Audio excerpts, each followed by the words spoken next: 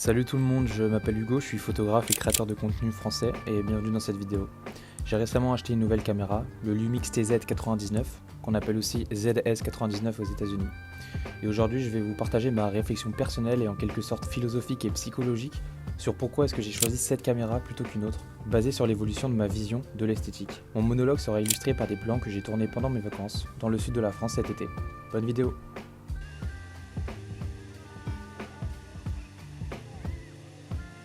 Alors pourquoi j'ai acheté cette caméra et pas une autre? Je produis du contenu photo et vidéo depuis quelques années maintenant. J'ai 23 ans et j'ai acheté mon premier appareil photo en 2020, il y a 5 ans, un Canon EOS 4000D. C'est avec lui que j'ai commencé à expérimenter la photographie. En avril 2024, j'ai ensuite investi dans un Sony A7 III, ce qui a marqué le moment où j'ai réellement commencé à prendre la photo et la vidéo au sérieux. J'ai réalisé de nombreux projets photo et vidéo, concerts, mode, portraits, voyages. Vous pouvez les découvrir sur mon compte Instagram photo, @hugotorletin. Malheureusement, j'ai cassé l'obturateur en juin 2025 lors d'un concert. En l'amenant dans un atelier de réparation, on m'a dit que le capteur était très endommagé et que le coût de la réparation serait équivalent à celui de l'achat d'un nouvel appareil. La vraie question était donc maintenant de savoir quel type d'appareil photo est-ce que je voulais acheter. Après un an avec le A7 III, j'ai pu réaliser des projets très propres entre guillemets et épurés. L'A7 III, c'est vraiment la caméra que tout le monde achète quand il ou elle veut passer au niveau supérieur. C'est un super hybride, professionnel, polyvalent, capable de produire à la fois des photos et des vidéos 4K au rendu cinématique. Sa caractéristique principale, selon moi, c'est qu'on n'utilise jamais les fichiers en RAW, tel qu'il sort de la caméra. Avec Sony, on filme souvent en S-Log par exemple, c'est-à-dire qu'on enlève toute la couleur pour la retravailler ensuite en post-prod. Pareil pour les photos, on passe des heures dans Lightroom ou Photoshop pour les retoucher. C'est une caméra qui permet de réaliser ce que la plupart des gens considèrent aujourd'hui comme beau sur les réseaux sociaux. Du contenu épuré, parfait, professionnel, taillé pour les logiciels de montage. Je ne regrette pas du tout de l'avoir acheté, car elle m'a vraiment aidé à me découvrir, mes goûts, mon style, et à expérimenter une multitude d'esthétiques. Toute cette période avec l'A7 III a été comme le premier arc de ma vie de photographe, une période d'expérimentation. Mon premier nom de photographe était XP Le Labo, en lien avec ce laboratoire de style où j'apprenais et testais et accumulais de l'expérience. Mais aujourd'hui, ma vision de l'esthétique du contenu a changé. Elle a toujours été liée à mes personnalités. Je suis quelqu'un d'extraverti, un peu hyperactif, et surtout quelqu'un qui overthink beaucoup. J'ai toujours envie de faire 1000 choses en même temps et bien souvent la FOMO de faire n'importe quoi. Ça me crée beaucoup de stress et d'anxiété, je me sens noyé dans mes pensées, me disant d'essayer ce style, puis ça encore, puis ci, car j'ai vu telle photo sur Insta, puis telle vidéo sur YouTube, puis tel réel sur TikTok, et tout ça dans des styles différents. Et on peut visuellement apercevoir ce chaos dans mes anciennes productions. Je passe en effet beaucoup de temps sur les réseaux, à m'inspirer de créateurs aux esthétiques très variées. Et le problème, c'est qu'en tant que photographe, on est un peu toujours obligé de juger personnellement, que ce soit positivement ou négativement, le contenu visuel qu'on observe. Personnellement, j'ai du mal à apprécier un style sans me dire que j'aimerais le reproduire. Un jour, je vais regarder un vlog style cinématique fait au Sony A7 III par exemple. Un autre jour, une vidéo faite avec une vieille digicam. Et j'ai du mal à différencier ce que moi j'aimerais produire comme style. Au début, je faisais des photos et des vidéos très éditées, digitales, underground, provocatrices, maximalistes, c'est-à-dire avec beaucoup de textures, de contrastes, de saturation, de couleurs. J'ai adoré ça. Mais au bout d'un moment, mon inspiration s'est estompée. J'étais fatigué de passer des heures à retoucher juste pour que chaque post ait une esthétique différente. Je n'arrivais pas à me discerner une direction artistique précise et j'ai commencé à me sentir perdu. J'avais aussi du mal à me définir comme photographe, car mes images RAW étaient tellement modifiées qu'elles relevaient plus de l'art digital que de la photo. Pour moi, être photographe, c'est d'abord et avant tout capturer la beauté du réel. Or, mes retouches créaient des sortes de mondes parallèles étranges. C'est d'abord par flemme de retoucher que j'ai commencé à aimer une esthétique beaucoup plus simple et minimaliste. J'ai eu un énorme coup de cœur pour le travail du photographe français Hugo Aoki, @1000contacts sur Instagram, qui incarne vraiment parfaitement ce style. Il shoot principalement des portraits féminins pour des marques de vêtements notamment.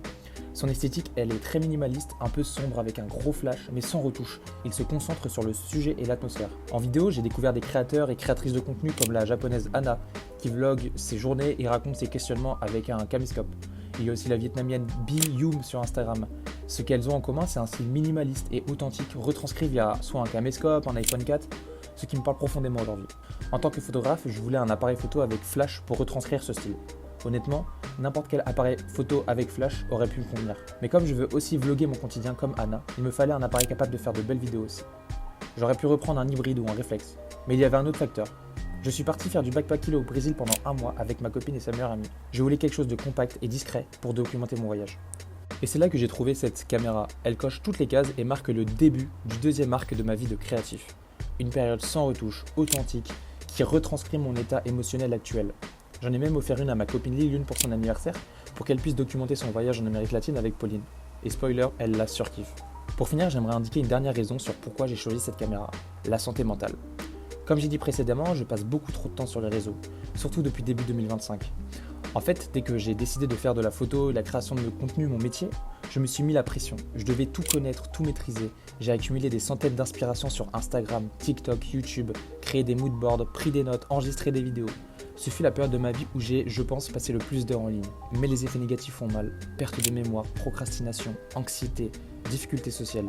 Les réseaux sociaux, avec leur surflux d'informations, que ce soit positives ou négatives, ont eu un impact destructif sur ma santé mentale.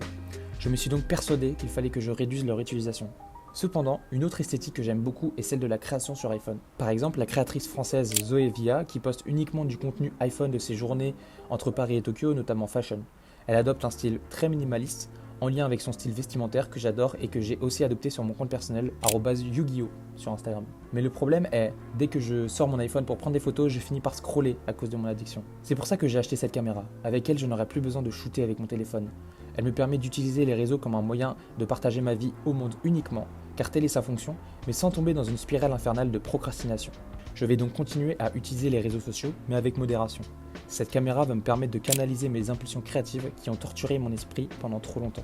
Cette évolution de mon esthétique de création de contenu reflète mon état mental, ma personnalité, ma façon de m'habiller, la façon dont j'aborde mes relations sociales et comment je vois le monde. Aujourd'hui, j'ai besoin de me focus sur ce qui compte vraiment, en mettant de côté toute distraction pour me sentir mieux. Et voilà, vous connaissez maintenant toute l'histoire. N'hésitez pas à partager votre vision de l'esthétique dans les commentaires, que vous soyez d'accord ou pas bien sûr. Je sais que cette vidéo est longue et que beaucoup ne resteront sûrement pas jusqu'au bout. Mais honnêtement, je l'ai faite avant tout pour moi, un mec qui overthink beaucoup trop et qui avait besoin de clarifier et structurer ses pensées. Si vous avez regardé jusqu'à la fin cependant, même si vous n'avez pas tout retenu, vous me connaissez maintenant profondément, car ce raisonnement reflète une grande partie de ma personnalité et de mon état d'esprit actuellement.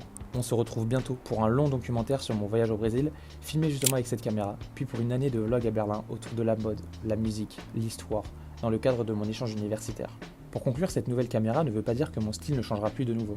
Mais pour l'instant, c'est ce que j'aime et c'est ce qui me fait me sentir en paix. Alors abonnez-vous pour suivre mon épopée. Vous pouvez aussi me suivre sur mes deux comptes Instagram, @yugio, qui est plutôt un compte lifestyle, et @hugotorletin, qui est mon compte photo vitrine. Je vous souhaite de passer une excellente journée ou une soirée. C'était Hugo, love.